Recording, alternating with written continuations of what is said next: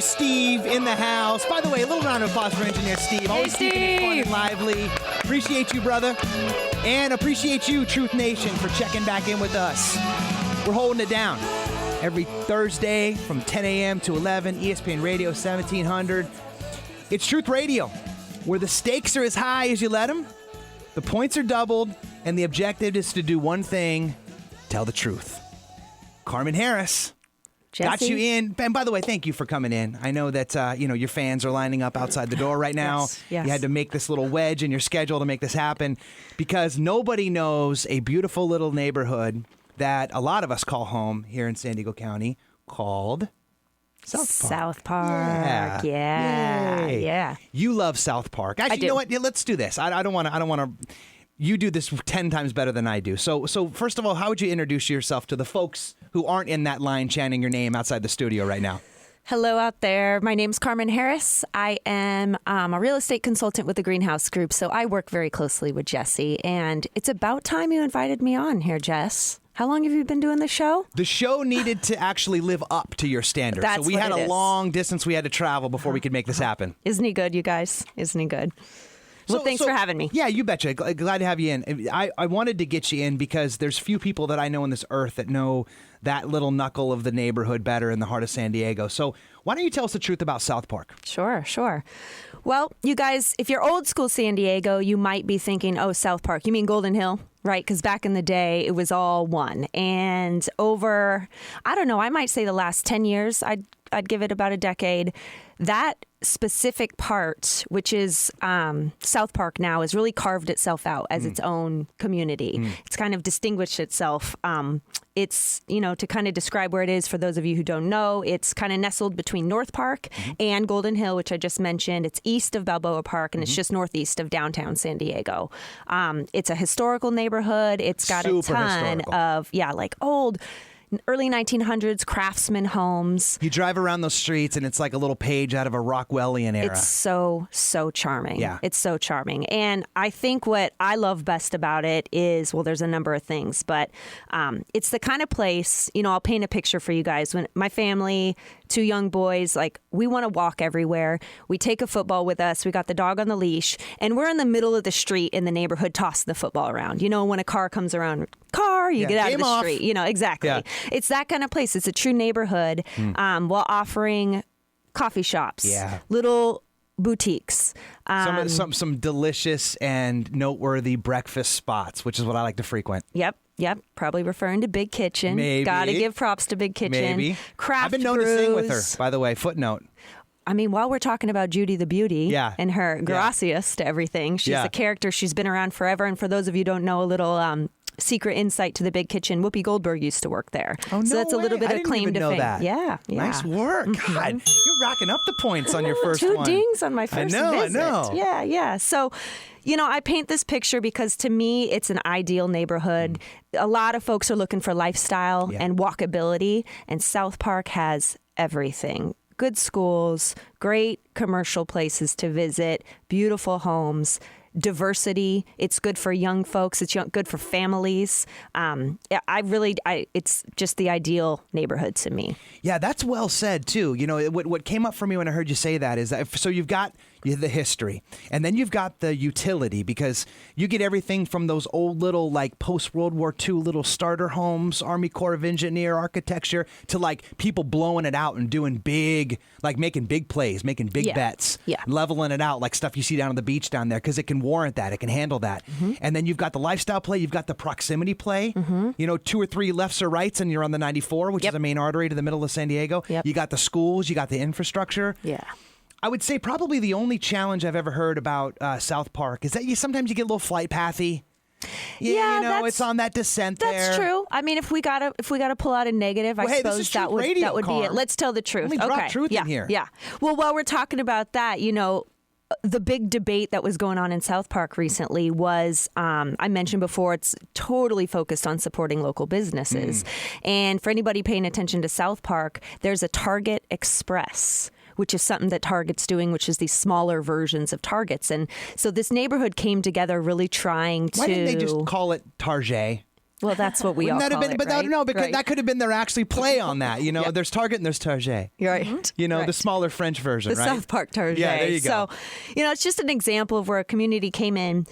They really made themselves heard, and they were not really welcoming of Target. But what I've noticed, other than any other Target I've ever been in, and believe me, I frequent Targets all over San Diego. Yeah. You walk in and there's like South Park T-shirts for sale, and sort of grocery bags that are, San Diego. It's sort of merging with the neighborhood. So you've got this acceptance. The corporate Target accepted the fact that this neighborhood thinks this stuff is important, and they're doing their best to sort of meet the needs of the community. Why? Because they got together and they spoke up. So it says a lot about it, but the people that live in the neighborhood, I think. So I think you painted that picture masterfully. What's the truth about actually living in South Park, though? Like, what are we looking at for, like, real estate stuff, right? So it's like, So, lay that down. Listen, the truth is, you guys, this is probably not going to be your first beginning home. Okay? Unless you're lucky. Unless you you got it get like really that. lucky. Unless Yeah. you get really lucky, or you're willing to share some walls looking at maybe a condo, which, to be honest, in South Park, you're probably going to be closer to North Park to look for that type of purchase. But I'm just going to, the truth is the neighborhood has arrived. Okay. So it's not necessarily your starter home, but it's probably your forever home. It's the kind of place, on average, it's a 3-bedroom, 2-bath. You got a little yard. Like I said, you can walk to everything. Right now, you guys, I'm looking back at the average price of a home just in December in South Park, and it was over there at $622. Okay, Yeah. so not exactly entry level, but we're not talking about $1 million places on the beach either. Now they do have those, we've got a full range of home prices, but it is a little harder to get into than like when I was talking about maybe a decade ago. So I'll tell you what, those folks' home values have increased dramatically. I know they're happy, that's for sure.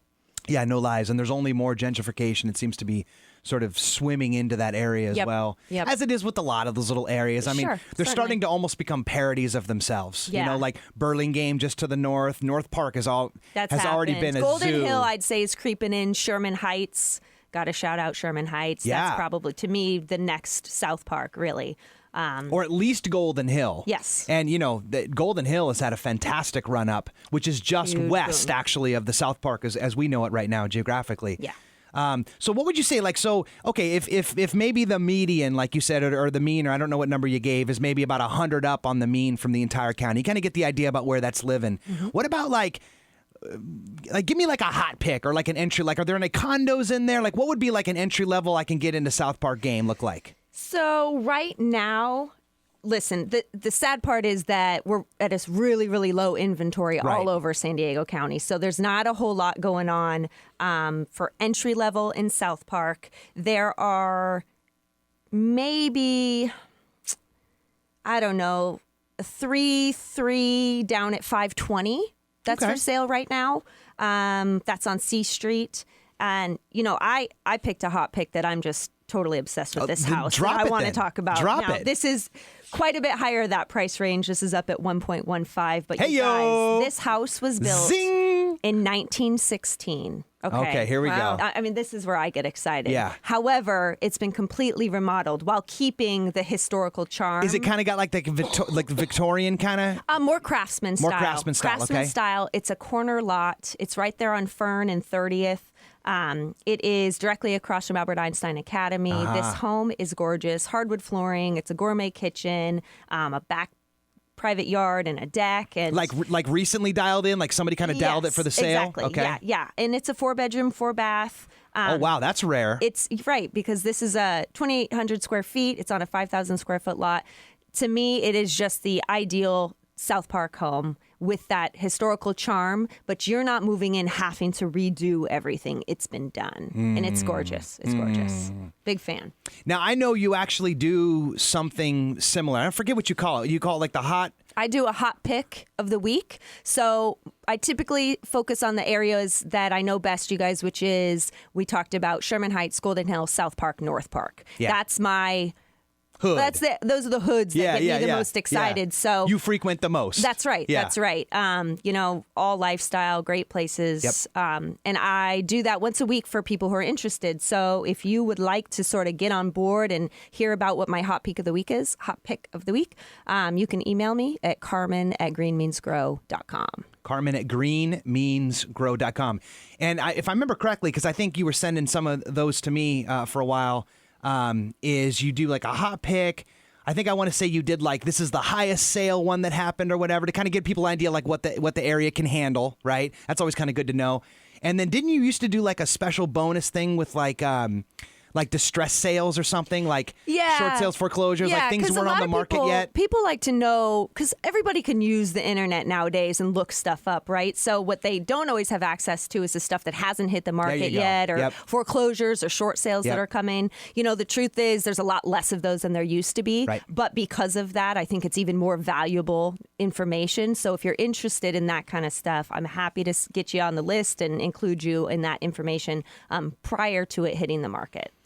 Carmen Harris, ladies and gentlemen, I'll tell you what, that's a fantastic offer. So if you want her hot picks, and I think you do it, don't quote me, what is it, like 2 or 3 or 4 little communities right around, the ones you mentioned, right? Yeah. I pick my favorite 4 neighborhoods. But the truth is, if you've got something in mind, I can do the work for you. So if you're calling me, if you're actually a downtown person, or I can reach out for you. But those are the areas that I really focus on. There you go. So that's Carmen@greenmeansgrow.com if you want to get hit up on there. Carmen, thank you so much for telling us the truth about South Park. I appreciate that. Of course. So, gang, let's do this. So coming up, I feel like this whole conversation could maybe use a little end cap, right? So, T-Bird, if I could kind of bring you back in the fray a little bit, we'll get some final thoughts on your truth that you had mentioned about planning not being where it needs to be, specifics about maybe some gaps that you got in your own plan. And then, Carmen, I want to share with you a couple ideas of maybe where people can start as well if they're not quite ready to buy a house today.